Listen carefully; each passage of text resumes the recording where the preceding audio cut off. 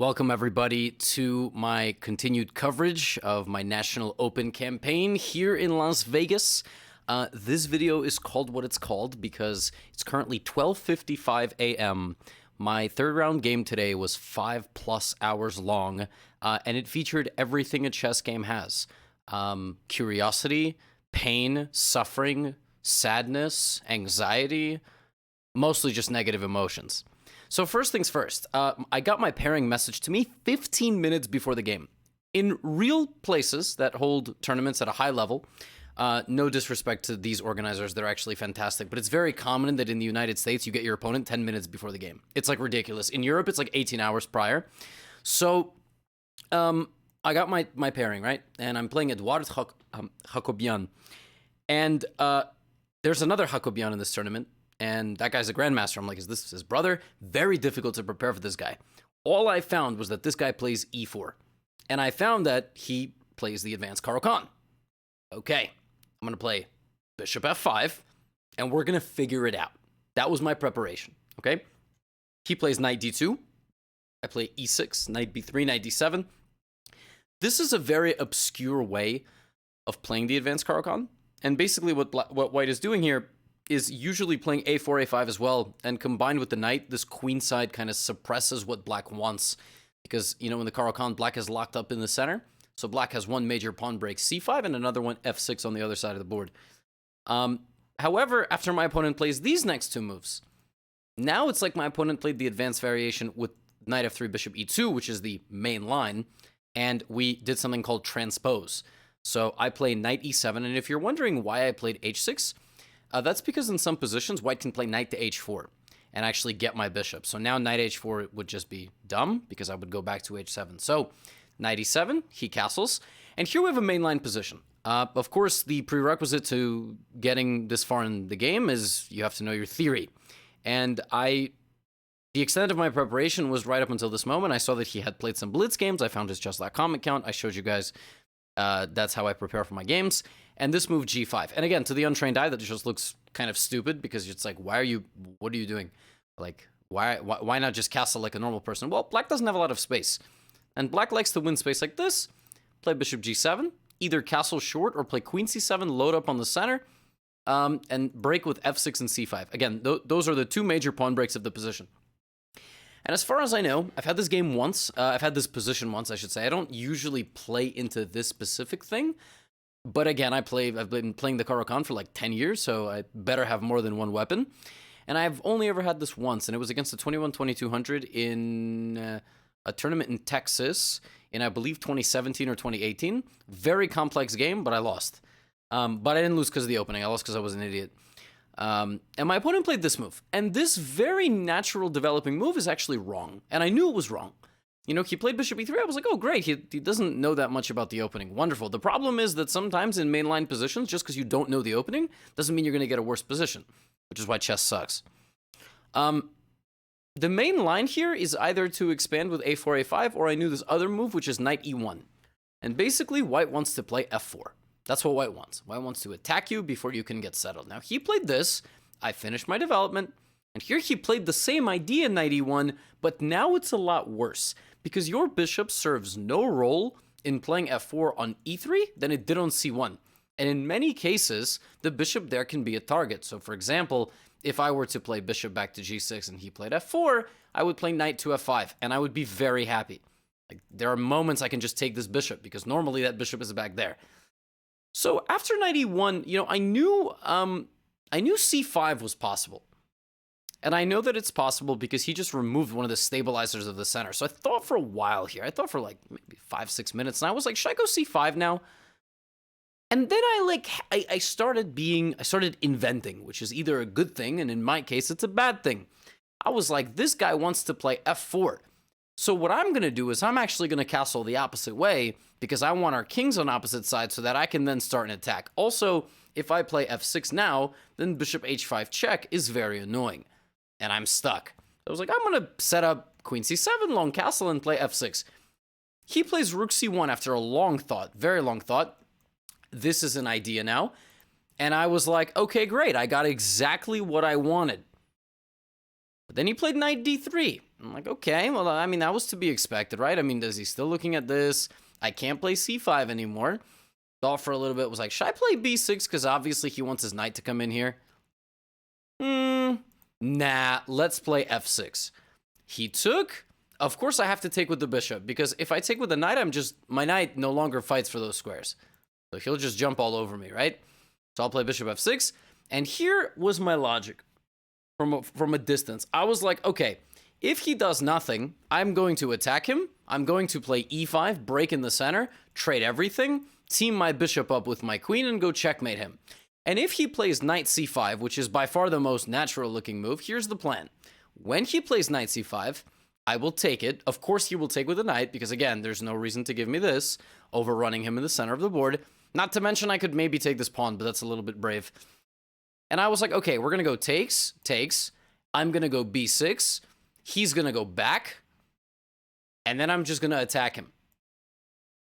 And then we got to this position, and I was like, wait, why would he go back? See, I thought that this move made no sense. Because it's like, why are you attacking my queen? I just move. Now your knight's stuck. But this is an insanely dangerous position for me. Because all he has to do is play like c4, c5, or even c3 and bring the queen and attack me with his pawns. And I realized b6 just doesn't work at all. Which means this entire concept that I played doesn't work at all. And now it's time to play plan number 2, which is just strike in the center with this move e5. And I knew for a fact that he would like to land his knight here. Also, when I put all my pawns on dark squares, my light squared bishop, right, should be targeted with bishop to g4. Now we have a problem. He is threatening bishop takes bishop, knight takes, and queen to g4, pinning my knight to my king and winning it. Not to mention knight e6, which forks everything.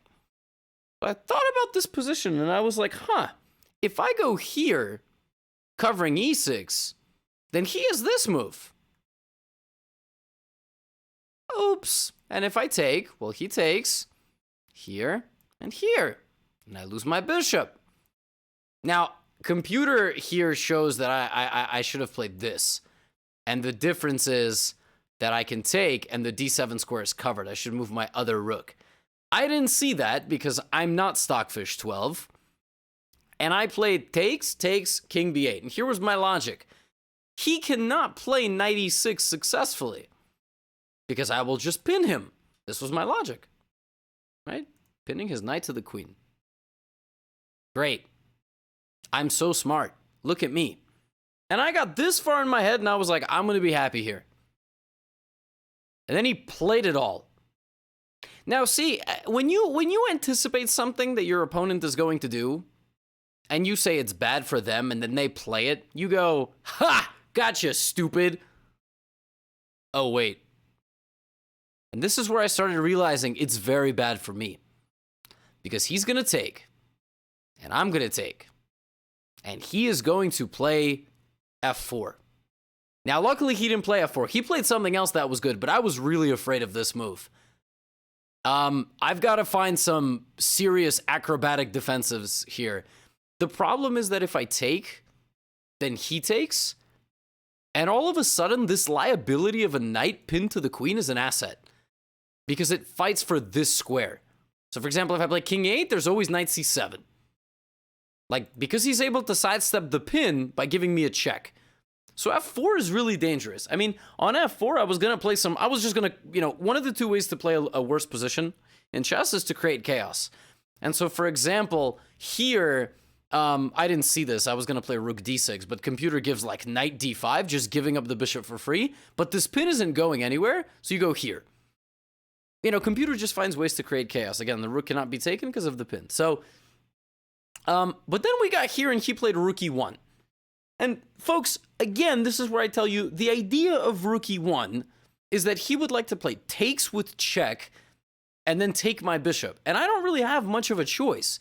Now, here I thought for a few minutes, why don't I just defend my bishop from his threat? And also go here, and this pin is still alive.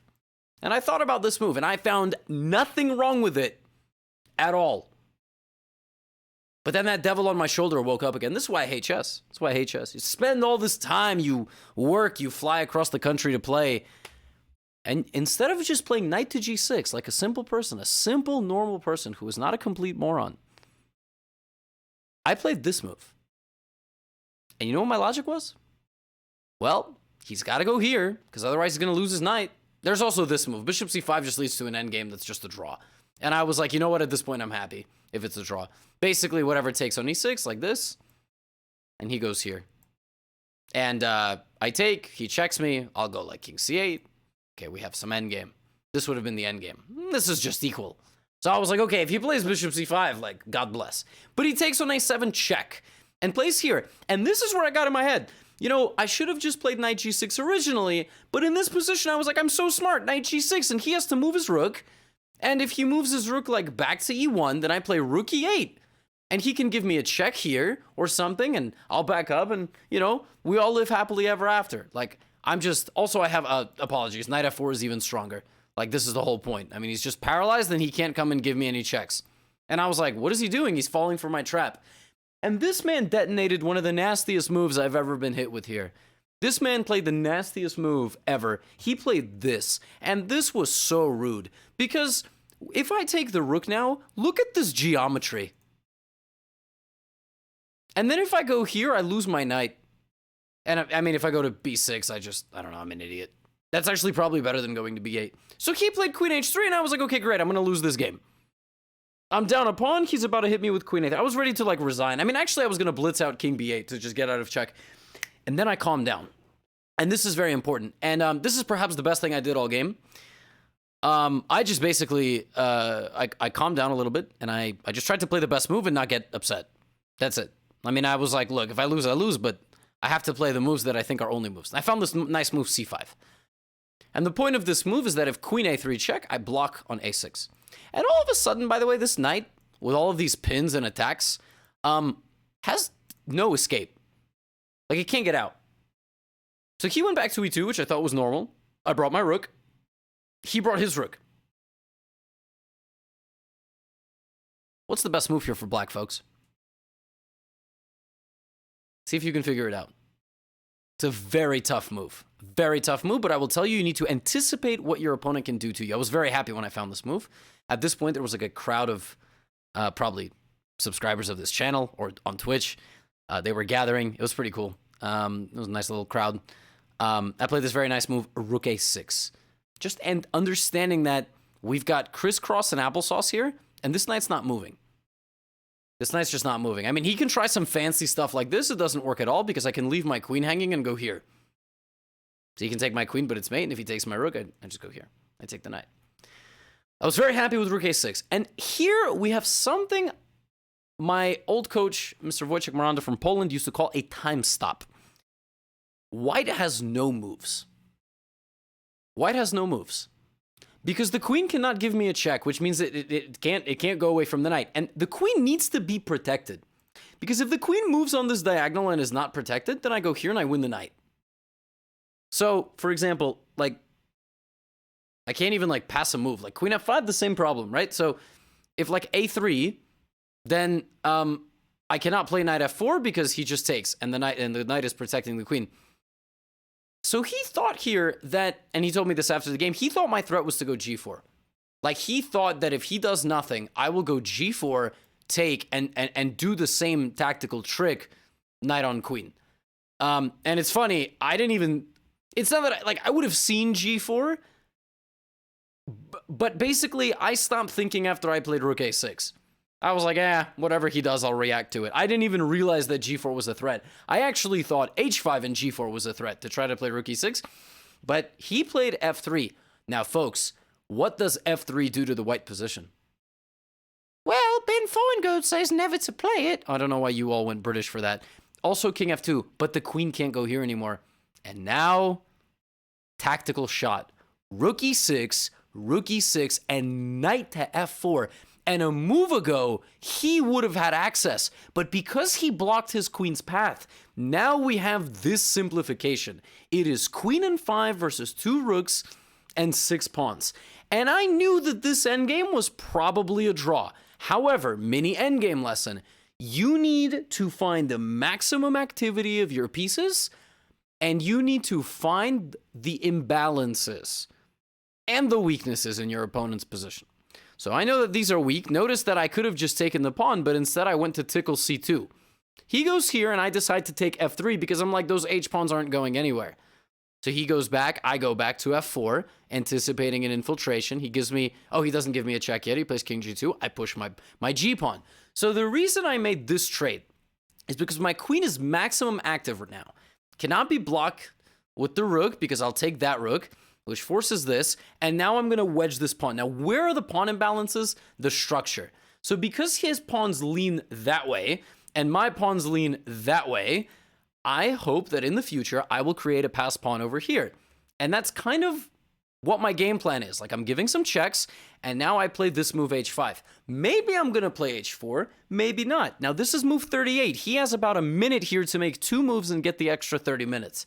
That's the time control. He gives me a check, and now rather than going back, I actually bravely go forward. And my logic is, sure, he can play b3 and a4, but that gives me some dark squared weaknesses to invade on and hide among the pawns over there. And here he played this move. And now it's move 39 for black. So his next move is his 40th move. He's going to get his extra 30 minutes. And I came up with what I thought was a very, very nice decision. And it was to play this move. This is very scary for white because the only way to guard both is to play a move like this. And what that move does is it completely abandons this square. And again, I said endgames are all about weaknesses. That could be a physical thing, or that could be a square. And here, I thought of queen to g8. I was very happy when this is what happened, but in my mind, I was like, oh, queen g8 is really nice. If he goes king h2, I play h4, and he cannot stop me with any rook getting to g3, at which point he will lose his h-pawn, at which point he will probably just be completely lost. So I played queen f7, and I was very happy. And he decided not to tangle his rooks, but to give me the a2 pawn. And when I took that pawn, I was like, we are winning this game. He gives me a check, I back up, and I've got this lurking.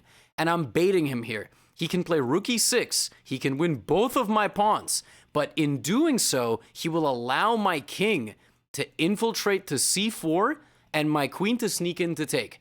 If he just sits back and does nothing, rook f2, rook e2 for the rest of the game, I am going to now bring my pawns because I don't have a 3-on-3 anymore. I have a 3-on-2, which is massive, which means that I can slowly trade down and chip away.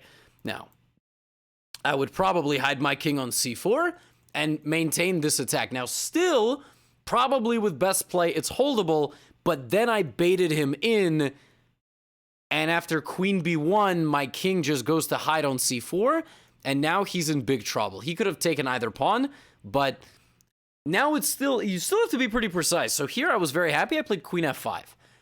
Queen f5, covering all checks. And he would love a situation where he can double stack the rooks on the d file to prevent my d pawn from moving. Because then if I trade one pawn each, he can sack both rooks for my remaining queen and pawn. That is the current imbalance. It's queen and pawn for 2 rooks. But he went here. And the second he did this, the combination of his open king combined with the poor coordination of his rooks will prove decisive.